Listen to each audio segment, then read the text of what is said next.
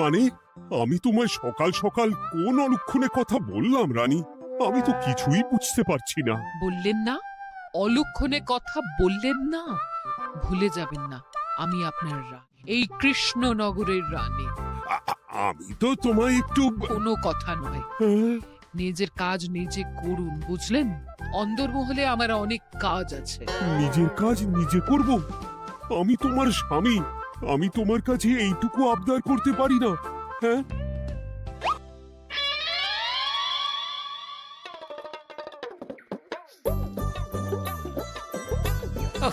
আজ গিন্নির সাথে বচসা করতে গিয়ে দেরি হয়ে গেল।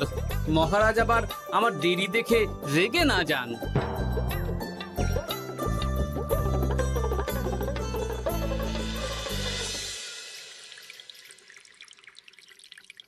হ্যাঁ, তুমি কথাটা খুব একটা মন্দ বলনি মন্ত্রী। এতে রাজ্যবাসীরও উপকার হবে আর রাজকোষেরও খুব একটা চাপ পড়বে না। তাহলে মহারাজ সব ঘরে ঘরে এই বার্তা পৌঁছে দিই। কি এত বড় সাহস তোমার? আমার মুখে মুখে কথা বলছো? যাও, বেরিয়ে যাও বলছি আমার চোখের সামনে থেকে। তোমায় আর দেখতে চাই না। আমি আবার কি বললাম মহারাজ? কি বললে মানে? কি বলতে বাকি রাখলে শুনি? বলছিলাম কি, অপরাধ নেবেন না মহারাজ, সেনাপতি তো। চুপ, একদম চুপ। আমি মরছি নিজের জ্বালায় আর তুমি ওই ভুল ভাল বলে আমার মাথা বিগড়ে দিতে চাইছো। মহারাজ রেগে আগুন, এই ছিলেন ঠান্ডা। এই তো মুখে হাসি ছিল, এখন হাতে ডান্ডা। কি বললে কবি? তুমি আমায় অপমান করলে? যাও, এক্ষুনি তোমরা সবাই দূর হয়ে যাও আমার সামনে থেকে। কাউকে চাই না আমি। এই মুহূর্তে রাজসভা আমি শূন্য দেখতে চাই, না হলে আজ সব কটার গর্দান নেব আমি। যাও বলছি।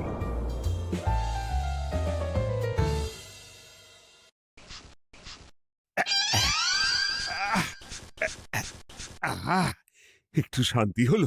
ভেবেছিলাম রাজসভায় করব তাই রে নাই রে, রাজা দিলেন ঘর ধাক্কা, এখন সবাই বাইরে। সে তো তোমার জন্য। তুমিই তো বেমক্কা একটা এমন কবিতা বললে। কেন এইভাবে চড়ছেন মন্ত্রী মশাই? দোষ তো আপনারও। আপনি তো কি একটা বলে রাজা মশাইয়ের মাথা গরম করে দিলেন। আমি আবার কি বলেছি? আরে মহারাজ তো সেনাপতির ওপর রেগে গেলেন। আরে বাবা, আমি আবার কি করলাম? পণ্ডিত মশাই কি সব বলে দিলেন, তখনই তো মহারাজ। এই আমার নামে একটা অসাধু বাক্য বললেই আমি কিন্তু। এ কি কাণ্ড! কৃষ্ণনগর রাজসভার সভারত্নরা বাইরে বের হয়ে কি মহা হট্টগোল শুরু করলেন। মহারাজ সবাইকে একসাথে ঘাড় ধাক্কা দিয়েছে। ওরে বাবা, এতগুলো ঘাড়ে রাজামশাই একসাথে ধাক্কা দিলেন কিভাবে? আচ্ছা, দোষটা কে করলো? দোষ করেছে ও, দোষ করেছে ও। দোষ করেছে ও। দোষ করেছে ও। এবারেও কেউ একমত হতে পারলেন না কে দোষ করেছে। আচ্ছা বেশ, কি হয়েছে কেউ একটা খুলে বলুন দেখি। আমি বলছি, মহারাজ বেশ খোশ মেজাজি ছিলেন, কিন্তু হঠাৎ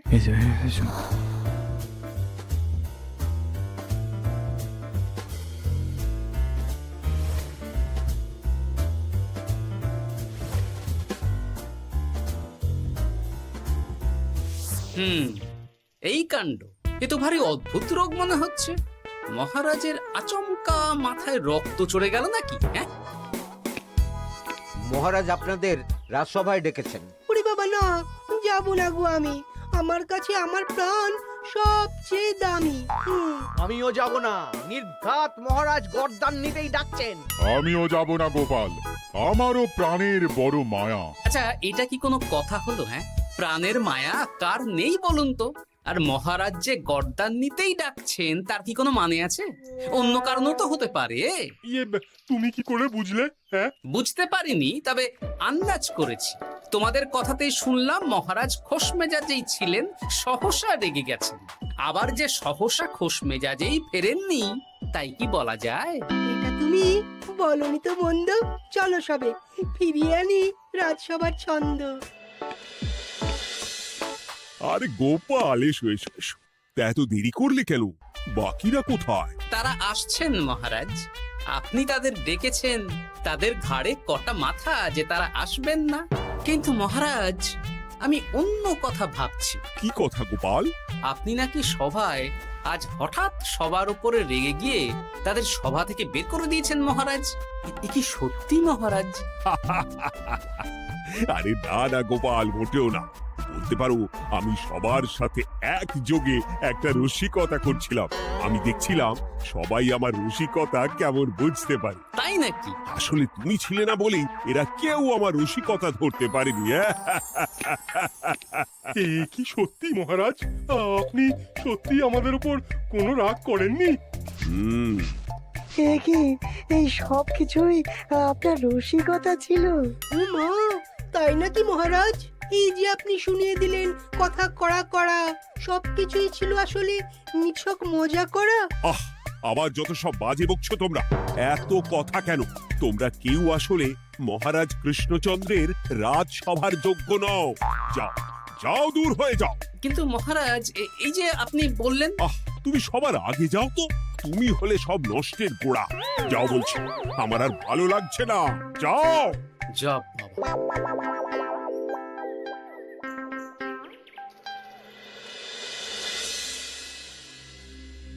কি বুঝছেন? না না না, আমি তো সবই ঠিক দেখছি রানীমা। হ্যাঁ, এটা ঠিক যে নারীর গতি কিঞ্চিত চঞ্চল বটে, তবে তা তো হতেই পারে। বাকি সবটাই ঠিকই আছে। তাহলে এমন হচ্ছে কেন? মহারাজ এইভাবে যখন তখন রেগে যাচ্ছেন কেন? আজ শুনলাম আপনাদের সভা থেকে দুবার বের করে দিয়েছেন, আবার ফিরিয়ে এনেছেন। হুম, হুম, হুম।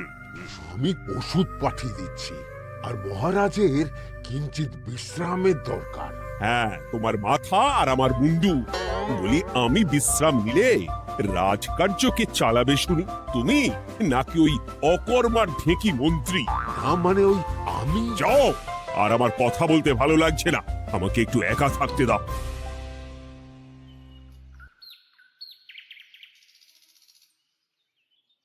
ব্যাপারটা কি বুঝলে গোপাল? রাজবৈদ্য তো মহারাজকে দেখতে রাজবাড়িতে গেছেন। কি মনে হয়? গতকালও আমি যখন বাগানে গেলাম,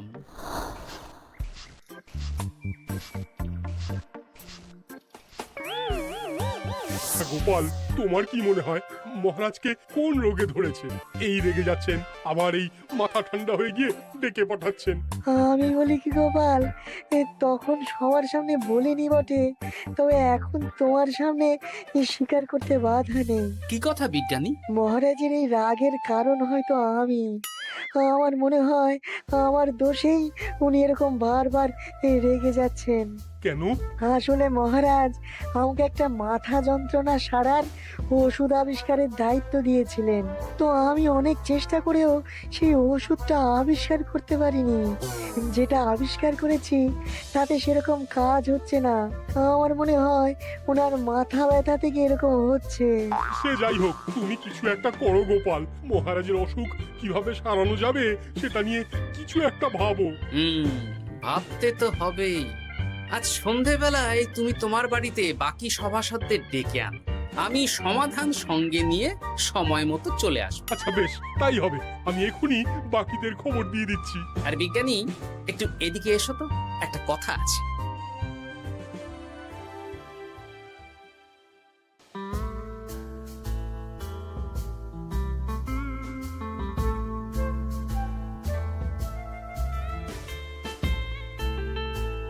গো, বলি এইভাবে ঘুরলে কি মহারাজের ব্যামো সেরে যাবে? তা সারবে না।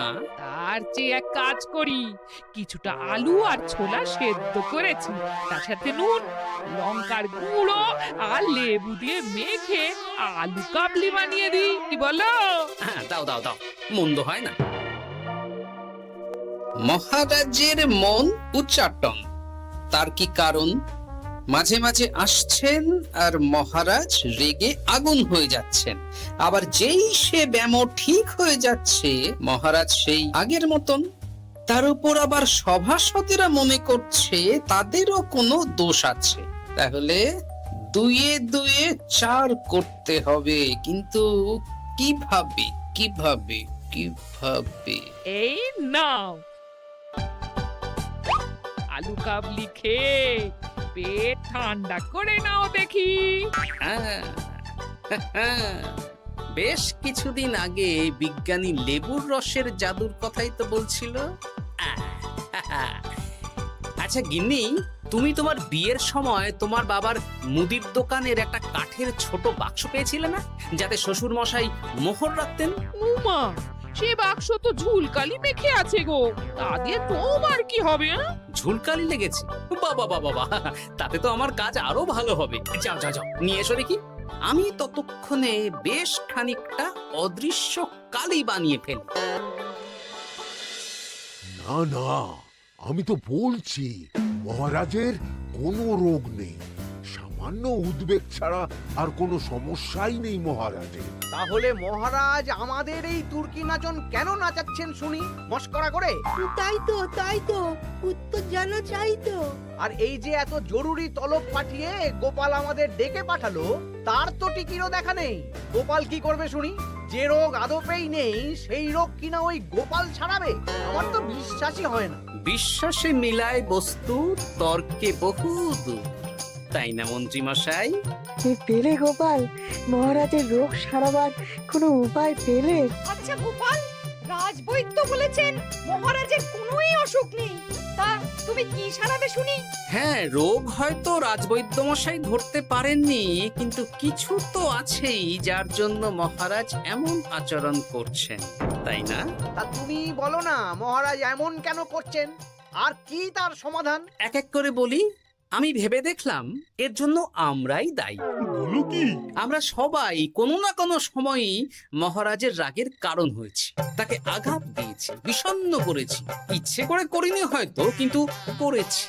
আর মহারাজ সেই সব কথা বুকে চাপা দিয়ে রেখেছেন। তুমি বলতে চাইছো অতীতে সেই সব ভুলের কারণেই মহারাজ এমন করছেন? আমার তো তাই মনে হয় সেনাপতি। আচ্ছা তর্কের খাতিরে যদি তাই ধরে নি, তাহলে এখন আমাদের কি করণীয়?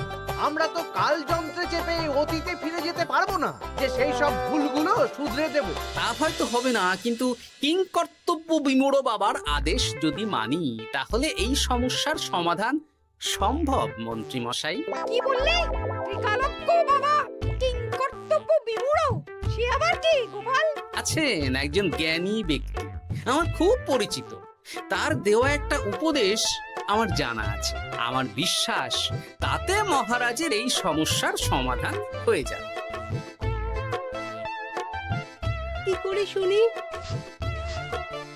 এই কালি হলো অদৃশ্য কালি। কলম দিয়ে অদৃশ্য কালিতে কাগজের উপর লিখতে হবে। কি লিখতে হবে?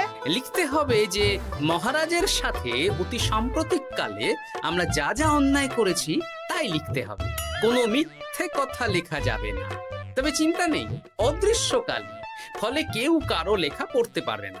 এইবার এই কাগজ ভাঁজ করে ফেলে দিতে হবে এই বাক্সে।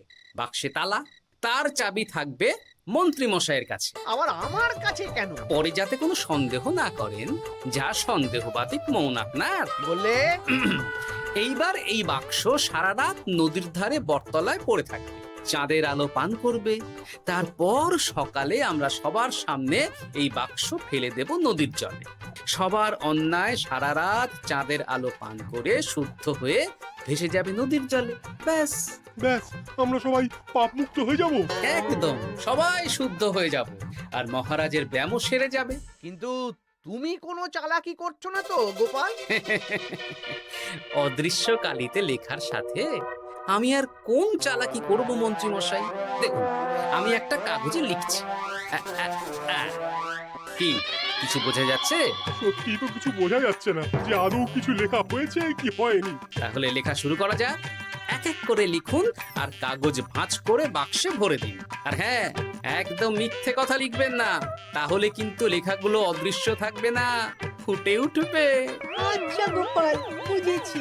কলম কালি মন, লেখে 3 জন। মিথ্যে কথা লিখে দিলেই ঘটবে অঘটন। আমি বাক্সটা নদীর পাড়ে সঠিক জায়গায় রেখে আসব। তারপর কাল সকালে সবাই মিলে এই বাক্স ফেলে দেব নদীর জলে। ঠিক আছে?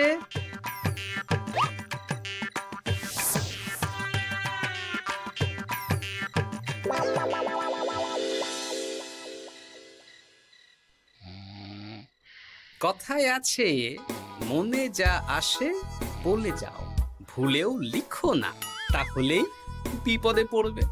এদিকে কেমন সবাই নিজের নিজের দোষ লিখে বাক্সে ফেলে দিয়েছে। ভাগ্যিস আমি সবার লেখা কাগজগুলো রাতের অন্ধকারে বের করে আনলাম।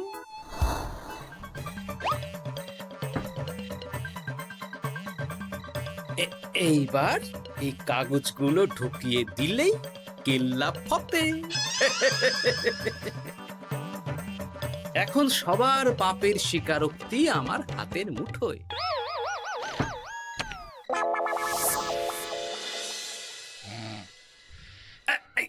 আরে, ও মা গো, ও বাবা গো, অগিনি বলি, নাক ডেকে তো ঘুমোচ্ছ, আমার পিঠটা একটু চুলকিয়ে দাও দেখি। এই জন্যই তো মাথাটা যায় গরম হয়ে। আরে, এই সহজ ব্যাপারটাই তো আমি বুঝতে পারিনি। মহারাজের অসুখ তাহলে এই। যাক, এই রাতের বেলাতেই একসাথে একটা ঢিল পেয়ে গেছি। এক ঢিলে মারবো 2 পাখি। রাজার অসুখও সারবে, আবার সব কটা পাজি শায়েস্তাও হবে।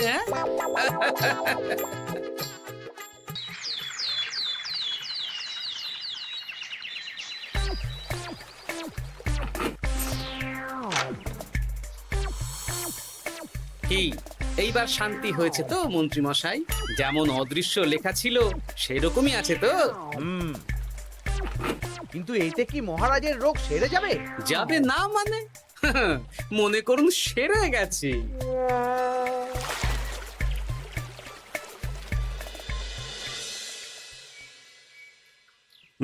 তাহলে আজকে সভার কাজ শুরু করা যাক।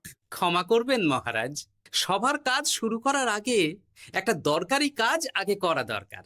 না হলে আবার কখন আপনি আমাদের কারো উপর রেগে যাবেন আর আমাদের সভা থেকে তাড়িয়ে দেবেন, তার তো ঠিক নেই, তাই না? আহ গোপাল, আর বিরক্ত করো না। আমার এত সাহস নেই মহারাজ যে আমি আপনাকে বিরক্ত করব। আমি তো জানি নিজের পিঠ যখন নিজে চুলকোনো যায় না, আর কেউ থাকে না সেই পিঠ চুলকিয়ে দেবার মতো, তখন কিরকম বিরক্তি জেগে ওঠে, তাই না মহারাজ? এ কি গোপাল, তুমি এত কিছু কি করে জানো? জানাই তো আমার কাজ মহারাজ। আর এও জানি যে আপনার এই বিরক্তির পেছনে সভাসদগণের ভূমিকা ঠিক কি। তার মধ্যে তুমিও আছো গোপাল, তাই না? আছি, পুরো মাত্রায় আছি মহারাজ। তবে হ্যাঁ, আমি কিন্তু তাই বলে রাজকোষের হিসেবে গোলমাল করে মহারাজের কোপের কারণ হইনি মন্ত্রী মশাই। এটা কি গোপাল আন্দাজে বলছে? না হলে কাল অদৃশ্য কালিতে আমি কি লিখেছি সেটা জানলো কি করে? আমি যা লিখেছি সেটাও কি গোপাল পড়ে ফেলেছে নাকি? যাকে পড়লেই বাকি, সব লেখা তো ওই নদীর জলে ভেসে গেছে। আমি যে লিখেছি তার প্রমাণ কি? তবে আর চিন্তা নেই মহারাজ, সমস্যার সমাধান হয়ে গেছে। এখন থেকে আপনি যতক্ষণ রাজসভায় থাকবেন, প্রথমে মন্ত্রী মশাই, তারপর পণ্ডিত মশাই, আর তারপর রাজবৈদ্য পালা করে আপনার পিঠ চুলকে দেবে। কেন আমি কেন চুলকে দেবো? না দিলে যে আপনার কপালে অনেক বড় শাস্তি ঝুলছে মন্ত্রী মশাই। রাজকোষে যে জালিয়াতি আপনি করেছেন তার স্বীকারোক্তি আমি হাজির করব যে মহারাজের সামনে।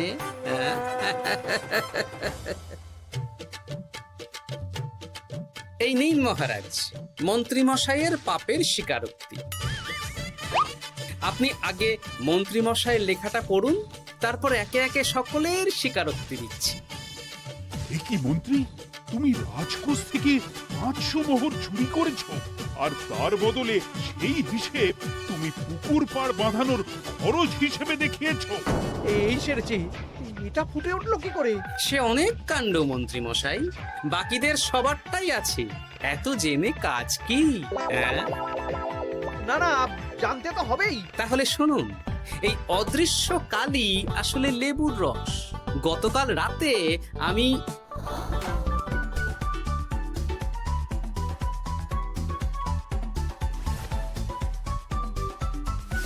এবার লেবুর রসে অদৃশ্য লেখা কেন বা কিভাবে ফুটে উঠলো সেটা বিজ্ঞানী বোঝাবে। লেবুর রসে লেখা আগুনের তাপে ধরলে ফুটে ওঠে, কারণ লেবুর রসে থাকা অম্ল কাগজের সাথে থাকা শ্বেতসারের সাথে বিক্রিয়া করে এবং তাপ পেলে সেই বিক্রিয়া দ্রুত হয়ে কাগজের শ্বেতসার রাসায়নিকভাবে পরিবর্তিত হয়ে গাঢ় রং ধারণ করে।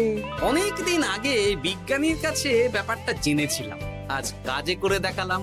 এবার মন্ত্রী মশাই দেখুন, মহারাজের সেবা করা ভালো না তার বদলে চাবুক খাওয়া ভালো?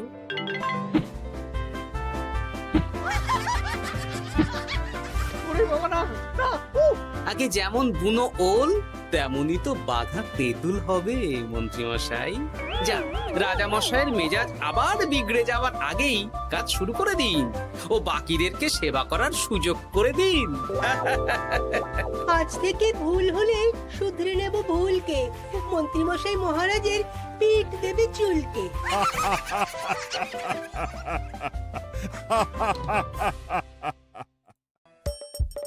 হাসির রাজা, জ্ঞানের রাজা, রসিক রাজা।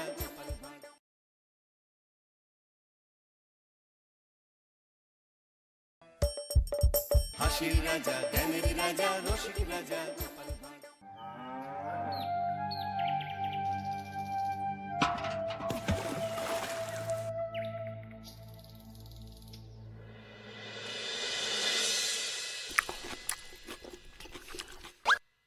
হে কি, জল নেই? জল শেষ হয়ে গেল নাকি? এই জানো তো, গ্রামের সব জলাশয়ের জলস্তর না নেমে গেছে, পুকুরও শুকিয়ে গেছে, কুয়োতে জল অনেক নিচে চলে গেছে। কি যে হবে কে জানে। এই বছর তো বৃষ্টি হয়েছে কম, তার উপর মানুষজন জল ব্যবহারের চেয়ে নষ্ট করে বেশি। দেখি, মহারাজকে বলতে হবে।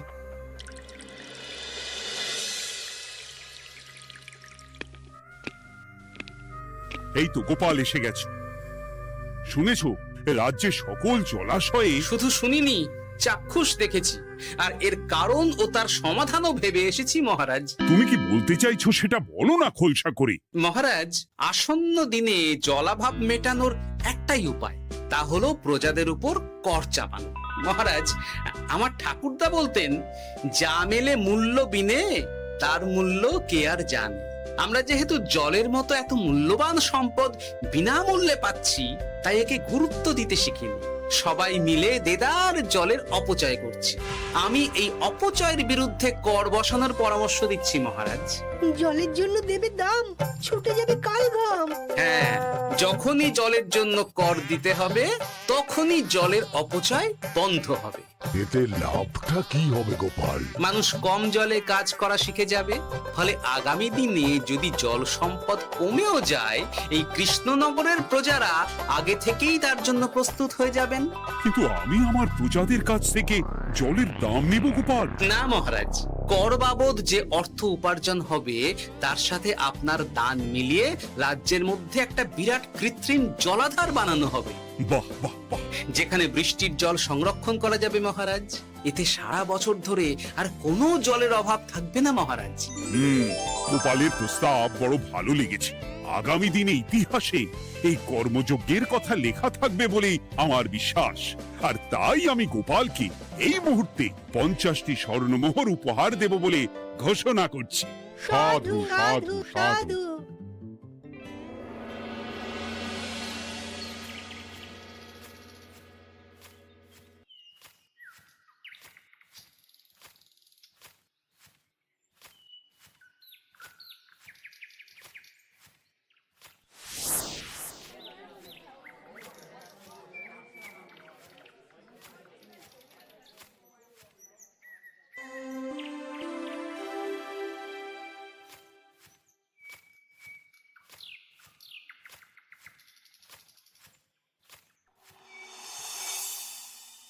মানে আমার এই এতটুকু স্বাদ তুমি পূর্ণ করবে না?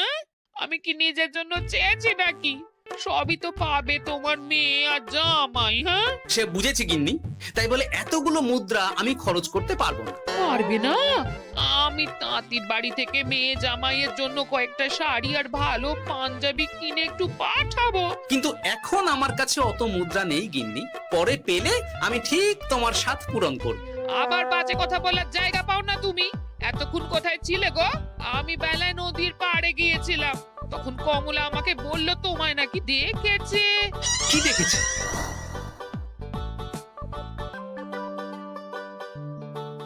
কোথায় গেল? এত বড় মুদ্রার থলে কি হাওয়াতে উবে গেল নাকি? এই রে, এ তো মহা ঝামেলা। কখন কে যে গিন্নিকে খবর দিচ্ছে সেটা টেরও পাইনি। বলি মুখে কুলু পাটলে যে বড়, বলি রাজা মশাইয়ের কাছ থেকে যে এত রোজগার করো, সেই মুদ্রা যায় কোথায়? আহ, কানের মাথা খেও না তো। আমি কি তোমার কোনো কিছুর অভাব রেখেছি? বলো একবার। খাওয়া পড়া কোনো কিছুর তো কোনো খামতি নেই তোমার। মানছি রাখোনি, কিন্তু তাই বলে আমিও তোমার স্ত্রী, তোমার গিন্নি গো, গিন্নি, তাই না? আমার তো জানার অধিকার আছে নাকি যে তোমার উপার্জনের অর্থ করি সব কোথায় যাচ্ছে? জানবে জানবে, সব জানবে। এখন কিছু খেতে দাও দেখি, পেটে ছুঁচোয় ডন বৈঠক মারছে। না, এরপর থেকে আর মহারাজের কাছে উপহার পেলে ওইভাবে খোলা হাটের মধ্যে দিয়ে আসা যাওয়া করা যাবে না।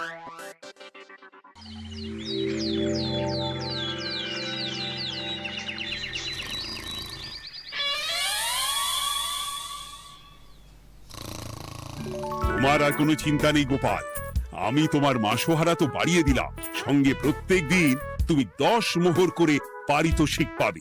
এই নাও। আহ, এই ভোরবেলায় একটা জব্বর স্বপ্ন দেখা গেল বটে। এই স্বপ্ন খুলে গেলে আর কোনো চিন্তা নেই। গিন্নি, ও গিন্নি, বলি গেলে কোথায়? গিন্নি, সারা নেই? ও গিন্নি, রাগ করলে নাকি গো? আরে এসো এসো, এমন একটা স্বপ্ন দেখেছি না যে তোমার আর কোনো চিন্তা থাকবে না গিন্নি। মোহর আর মুদ্রা একেবারে ঝরে পড়বে গো।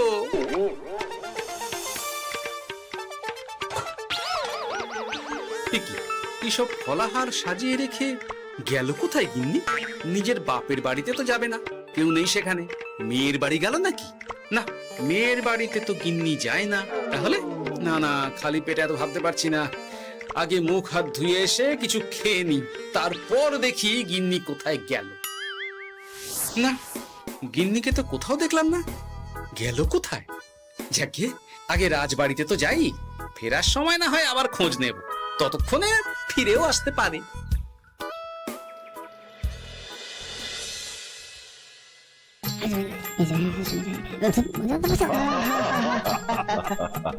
বাহ বাহ বাহ, একেই বোধহয় বলে সঙ্গগুণ। অনেকদিন এত হাসি নিয়ে। যা বলেছেন মহারাজ। হাসির চোটে পেটে ধরছে খিল। কর্তার গিন্নিতে দেখছি রয়েছে অনেক প্রেম। কি গিন্নি, তুমি এখানে কি করছো? এ কি গোপাল, তুমি রাজসভায় এলে যে বড়? তুমি নাকি রাজসভার কাজ থেকে অবসর নিতে চেয়েছো? হ্যাঁ, এই কথা কে বললো মহারাজ? এই তো উনি বললেন। বলি আমি আবার কি করব? তুমি আমায় একটা কাজ দিলে আর সেটা আমি করব না বলো? আমি তোমায় কাজ দিলাম? কি কাজ? বাবা গোপাল, তুমি কি আকাশ থেকে পড়লে নাকি? তুমি তো তোমার গিন্নিকে বলে পাঠিয়েছো যে তুমি আর রাজসভার কাজে যোগ দিতে চাও না।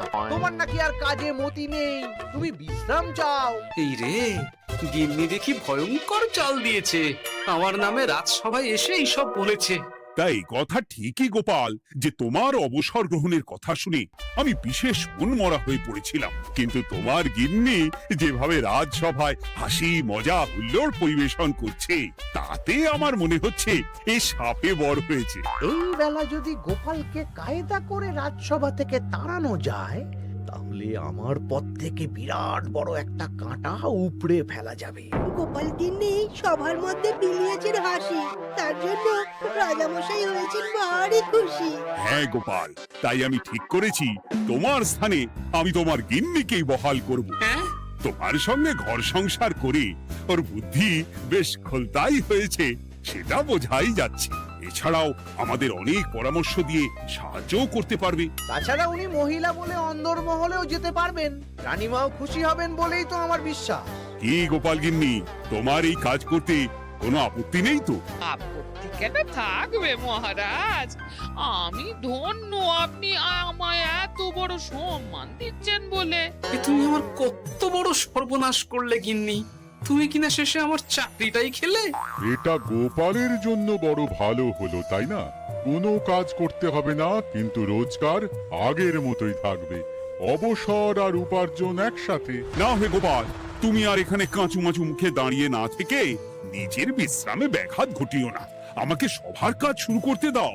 যথা আজ্ঞা মহারাজ।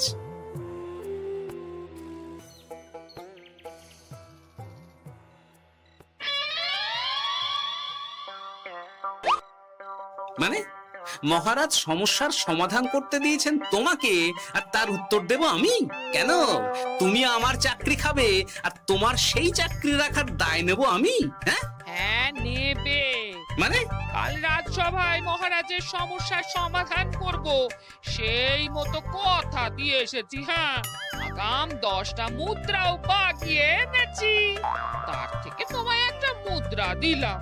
এখন মানে মানে আমাকে উত্তর বলে দেবে, না হলে আমি কেন দেব? আমি পাবো একটা মুদ্রা, আর তুমি আমার কাছে উত্তর জেনে নিয়ে সেটাই বলে পাবে 9 মুদ্রা। কিছুতেই না। বলবে না? না। তাহলে ভালো করে শুনে রাখো, আজ থেকে ঘরের উনুনে হাঁড়ি চড়বে না। চাকরি তো খুইয়েইছ, এবার না খেয়ে প্রাণটা খোয়ানোর জন্য তৈরি হয়ে যাও। হ্যাঁ। ওরে বাবা, এমন কথা কেন বলছো গো গিন্নি? তুমি তো জানো যে খিদে একদম সহ্য করতে পারি না। এখন যদি তুমি এইসব বলো তাহলে আমার রক্ষে নেই গো। বেশ, তাহলে আমি যা জানতে চাইছি শ্বশুর শ্বশুর করে বলে ফেলো দেখি। এ আমি কি শাঁখের করাতে পড়লাম রে বাবা। ঠাকুর, এত দুর্ভোগ লেখা ছিল, ঘরে বাইরে সব জায়গায় এত হেনস্থা যে সহ্য করা যায় না ঠাকুর।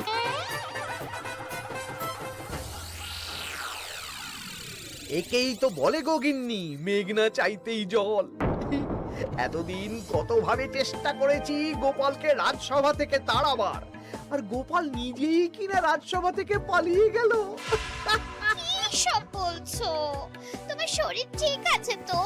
শরীর মন সব ঠিক আছে, তবে গোপালের বদলে কাকে বহাল করা হয়েছে শুনলে তোমার মাথা ঘুরে যাবে। কাকে? গোপাল গিন্নিকে। আমার কিন্তু বিষয়টা খুব একটা সরল ঠেকছে না গো।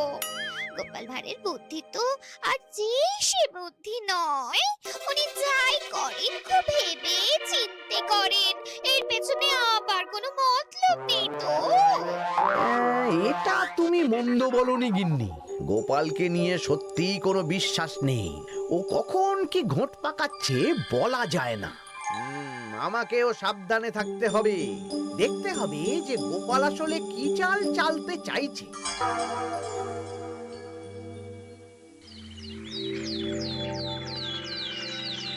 হ্যাঁ গোপাল গিন্নি, এই একটাই প্রশ্ন আমায় সারা রাত ধরে জাগিয়ে রেখেছে।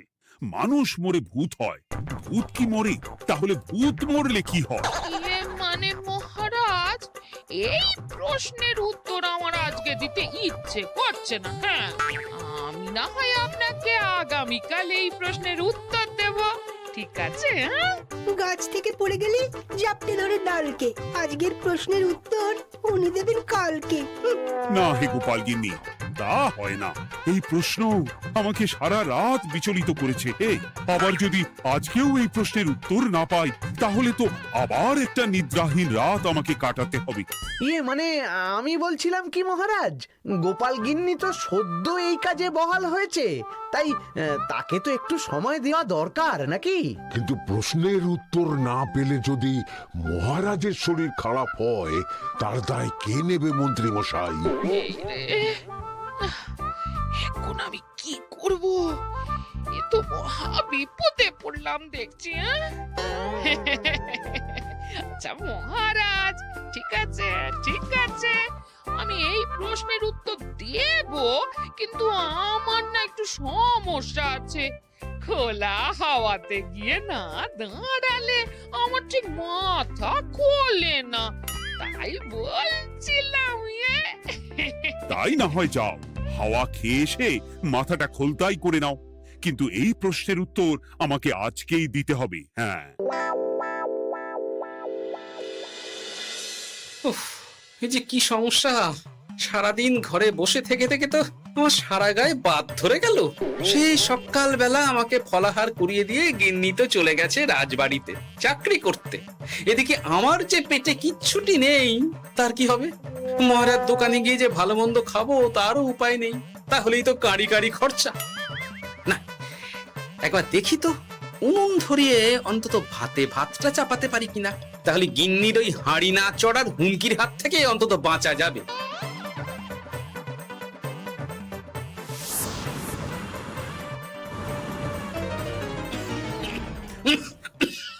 ও বাবা গো, ও বাবা, এত কেসে কেসে সোজা শেষ যাত্রা হয়ে যাবে আমার। না, এর চেয়ে না খেয়ে মরাও ঢের ভালো। দেখি তুমি বাড়িতে কেন? এত হাঁপাচ্ছ কেন? সাড়ে তাড়া করেছে নাকি? আরে না গো, মানুষ মরে ভূত হয়, ভূত কি মরে? তাহলে ভূত মরলে কি হয়? খোলা হাওয়াতে গিয়ে না দাঁড়ালে আমার যে মাথা খোলে না। ও, এই হলো ব্যাপার। বেশ, এর উত্তর তোমায় আমি বলে দিচ্ছি। ভূত মরে প্রথমে এক ঝুড়ি অন্ধকার হয়, সেই অন্ধকার হাওয়াতে উড়ে বেড়ায়। এক সময় সেই অন্ধকার পাতলা হতে হতে কুয়াশার মতো হয়ে যায়। ব্যাস, মিটে গেল। ব্যাস, মিটে গেল। যদি রাজা মশাই এই কথা বিশ্বাস না করেন, তুমি হলপ করে বলবে আপনি যখন মরবেন একদম মিলিয়ে নেবেন মহারাজ। এর চেয়ে এক পা এদিক ওদিক হয় না যেন। হ্যাঁ, এই না হলে তুমি গোপাল ভাঁড়। বুঝেছো তাহলে? এই তুমি চিন্তা করো না, রাজবাড়ি থেকে ফেরার সময় আমি তোমার জন্য অনেক অনেক বাজার করে আনবো, ঠিক আছে? এই আমি যাই। এ তো ভারী মজা হলো। মহারাজ তক্ষুনি প্রশ্নের উত্তর চাইলে গিন্নি এইভাবে সেই রাজবাড়ি থেকে দুধ দাঁড়িয়ে ছুটে আসছে উত্তর জানতে। আমাকে তুমি একটা চাল দিয়ে কুপকাত করেছে তো গিন্নি। এইবার বুঝবে কত ধানে কত চাল।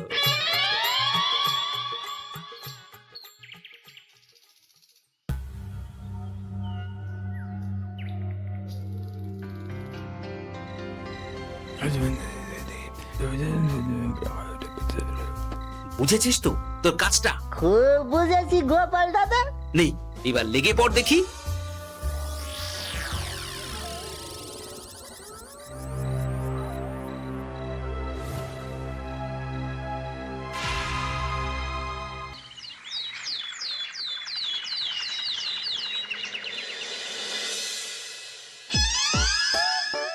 তাহলে আর বলছি কি তোমাদের, সকালবেলায় উঠে দেখি মুখের এই হাল।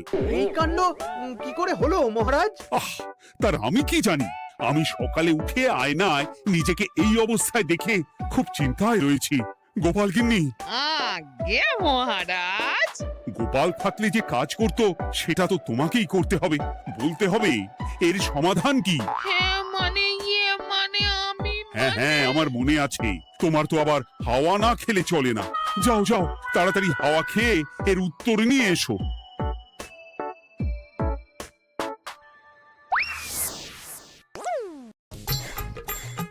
এই জন্য তুমি এত দূর ছুটে এলে গিন্নি। মহারাজকে বলবে যে তিনি যেন আজ রাতে চাদরটা মুখে ভালো করে মুড়িয়ে ঘুমোন, তাহলেই মিটে যাবে। এই রং চলে যাবে আর নতুন করে কিছু হবেও না। ও মা, বলি এত সোজা সমাধান? তা নয় তো কি?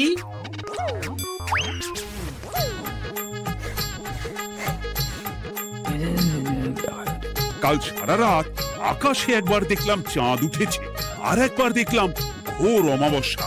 এর কারণ কি? একই রাতে দুই তিথি হয় কি করে? আর একটা সমস্যা। হ্যাঁ, এটা আগে বললেই তো হতো মহারাজ।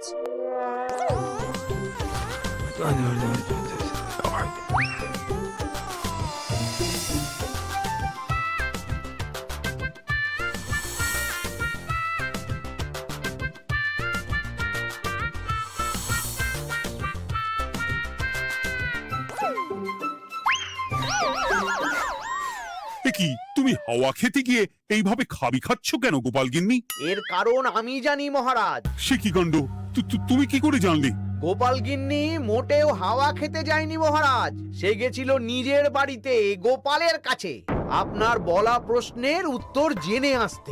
মানে গোপাল গিন্নি তার মানে আমাকে ঠকিয়েছে? তা জানি না মহারাজ, তবে আমার মনে হয় এর পেছনে গোপালের কোনো গভীর ষড়যন্ত্র আছে, না হলে সে এমনটা করবে কেন? আর এক রাতেই আপনার সাথে এতগুলো অদ্ভুত ঘটনা পর পর ঘটবে কেন? বটে, এক্ষুনি গোপালকে ডেকে আনু।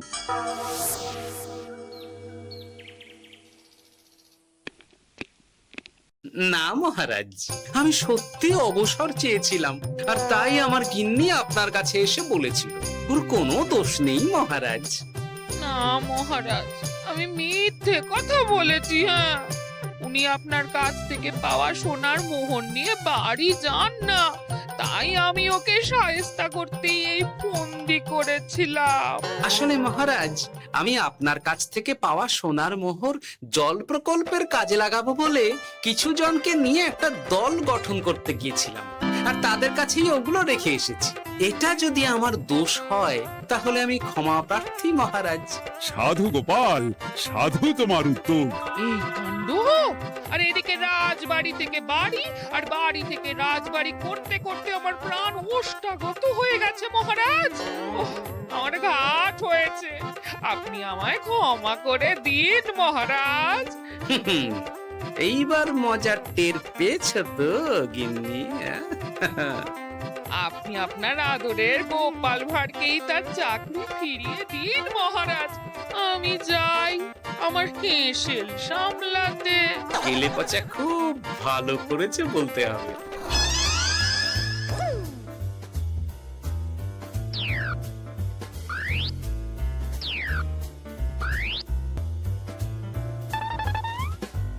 তবে মহারাজ, অমাবস্যা পূর্ণিমা সব আমার বুদ্ধিতেই কেলেপচা করেছিল। আপনার ওই মুখের রং,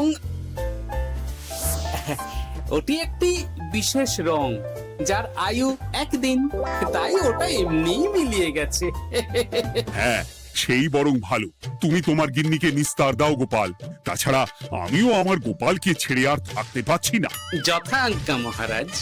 আমারও যে আর এই অবসর ভালো লাগছে না মহারাজ। গোপাল ছাড়া রাজসভা যে লাগে ফাঁকা ফাঁকা, তাই তো আবার চাকরিতে তাকে বহাল রাখা।